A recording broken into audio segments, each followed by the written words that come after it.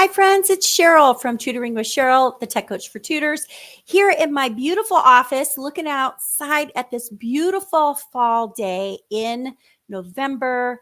Farming is kind of coming to an end seasonally. If you hear some trucks going by, the guys are trying to finish up with harvest. And I am sitting here in my office thinking about last night's lesson. And if you followed me on Instagram, you might have seen a little bit of a video about a student who is using the FigJam Whiteboard. And I wanted to share that experience with you because I think it's so powerful. When we can use tools to meet our students where they're at, it just becomes really something. And I've used a lot of tools. Two tools that I talk about quite a bit. Well, I have several. I talk about Google Meet because that's where I meet my students. I talk about Google Classroom because I love having everything lined up for my lessons. I must be, do you call that a type A personality, or kind of want to know where things are at? I like being able to find my links quickly, organizing courses for my students or courses for tutors, and I can do all that in Google Classroom. But here's something that I have struggled with since Google has gotten rid of Google Jamboard. And that was finding a really strong interactive whiteboard that is going to meet my students where they're at. Now, what you need to know is that I am a reading tutor. And so sharing my screen for, a book on Kindle or a text on ReadWorks or something like that. That's a pretty easy thing to do. But what isn't always easy to do is getting a student to annotate a text or to type. There are great programs out there. Typing.com, education.com has Brainsy, and it's got built-in typing practice for students. But sometimes you just need the students to just practice with some words. So one of the experiences that I actually had last night, I had two experiences actually. One of my students in New York, the New York City area, I was trying to share my Figma whiteboard, and I realized I shared it incorrectly. And so I do want to tell you that there's a correct way to do this inside of Google Meet, and then there's a not correct way. So, and the other thing I found out was that my student wasn't logging in correctly. So you also have to remember that my students have a lot of either social, emotional needs, or they have a lot of challenges following directions. And sometimes when they can't figure out how to do something, and I'm trying to have them share the screen, it can get a little bit tricky. And I need a drink of my coffee, so I'm going to take this real quick. So let's dive in. If you're not familiar with the Figma whiteboard, I want to share with you.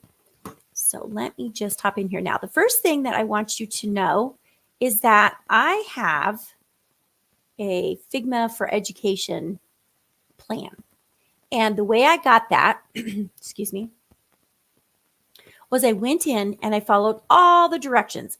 There were some very specific things that I had to do in order to get it. So you can just go to, I believe it's figma.com/education. I will try to get that clarified and leave it in the comments. So some of these are practice boards, or some of these are student boards, okay? But at the top of the board, one of the nice things that you'll see when you get in here, this will be blank because you wouldn't have created anything. But they provide you with templates. Now, for me, I don't want a template.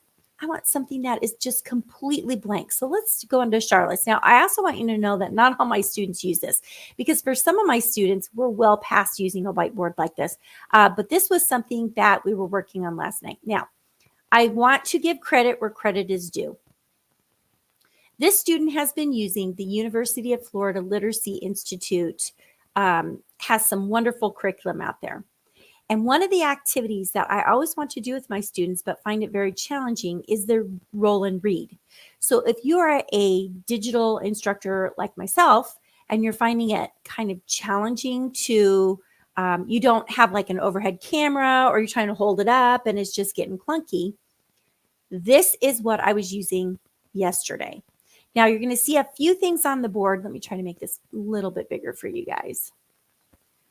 You're going to see a few things on the board. You're going to see that I put a bunch of boxes over here.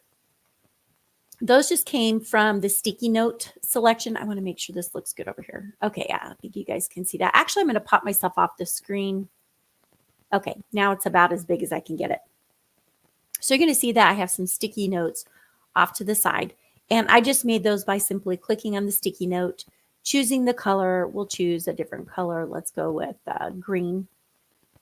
Okay. And when you pop it up here, you can change the size. Okay. And my plan was to have the student just cover up the word. Okay. And then type inside. So you can come up here and you can change the font. I don't even remember what the word was, but then they can type in here. So I'll just say hi, just so that you can see that. Okay. You have to use the hand to move it, or I'm sorry, the hand to move it. Oh, that is not true. There we go. And I actually made the word disappear. So I will have to go fix that. But anyway, I wanted them to type on it. That was also something else I found with her last night, that when she came in here and she typed on here, the word disappeared. So I have a feeling that I don't have everything locked in place, because you can literally lock everything in place. So I have a feeling that I missed a step, but that's okay, because this was the first time that I had used the roll and read on here. I used it on the Cami app before. So what are these little strips of, it looks like tape, and she has a whole bunch of confetti down here in the corner. This is a really fun thing. This is called the washi tape. Now the washi tape, when you click on it, you can grab a whole bunch of different ones, or you can make a custom one. Sorry, I picked up a little bit of a cough from my grandson when I went to go visit him. So I'll just go grab a picture. Here's a picture. And I don't know if you guys could see what I was doing there, but it is a mountain scene. Okay. So you can customize your washi tape. You could literally take a picture of your student and have their face spread across. That would be so much fun. You could use this for underlining. You could use this for crossing things out. But how are we playing this game? It might not have gone specifically the way that it's set up inside of the UFLI information, but we have over on the side, I was able to find the dice widget. When you click the dice, it rolls. Okay, so the student would have to find a word within here. Then they would have to be able to say the word. Then I would tell them to cover up the word with their washi tape or go below it. Whenever. So let's say they chose to use liar. Okay, and let's see, we can just move that just a little bit. Okay, and then I had them grab the text box, and we'll turn that to large and say, I am not a liar. I tell the truth, period. So this student then would be working on their typing. They would be working on sentence structure. They would be working on understanding the vocabulary, all the things that we want them to work on. I can provide feedback by throwing in a little light bulb or something like that and saying, hey, I like your idea. So you can kind of set the board up so that it's pre-prepared for your student. And I absolutely love this. Now, I have done other videos, and this just happens to be this particular student. So one day we were just talking about multiples and skip counting, and I'd actually had a video that was in here. I ended up taking that out. And I don't know if we did this or if I erased or what happened, but we were talking about what multiples were. And then over here, this information, and I want to give credit where credit is due. I believe I got this off of Teachers Pay Teachers. My apologies for not having, okay, Out of This World Literacy by Jen Bangle. And I purchased that or downloaded it or something. So Jen Bangle, thank you very much. And so my student was, or is, this one hasn't been used yet. Another student has used this already. They come in, they read it, and then they've got specific practice questions, which these are the types of questions that are going to come up on like the end of the year assessments and things that they have to take. Another really cool feature about the Figma whiteboard is you can set a timer. You can listen to ambient music. And with my headphones on, I'm not 100% sure that you're going to hear the music, but let's just see if we can play the music.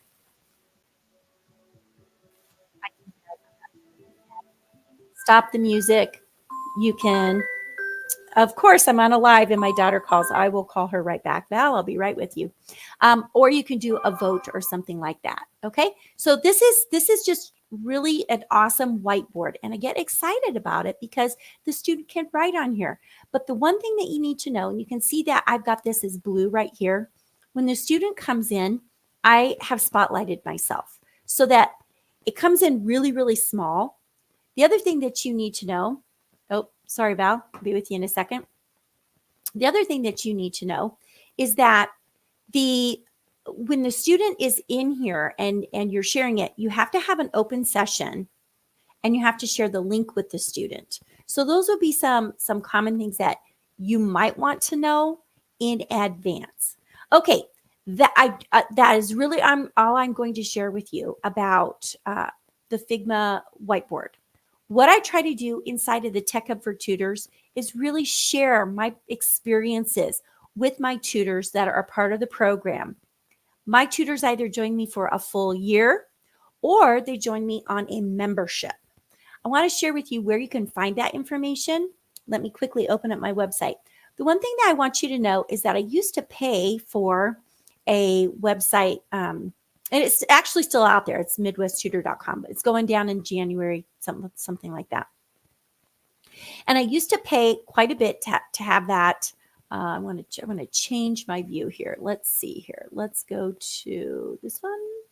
Share this tab. Okay, I think we've got it. So I used to share it, but what I found is if I was already using my TutorBird account, I should really be using my TutorBird website. So when you go to tutoringwithcheryl.tutorbird.com, you can use the menu to come up here to the Tech Coach for Tutors, and you can learn more about it and just kind of see what does it look like, what does it cost. You can contact me and get started.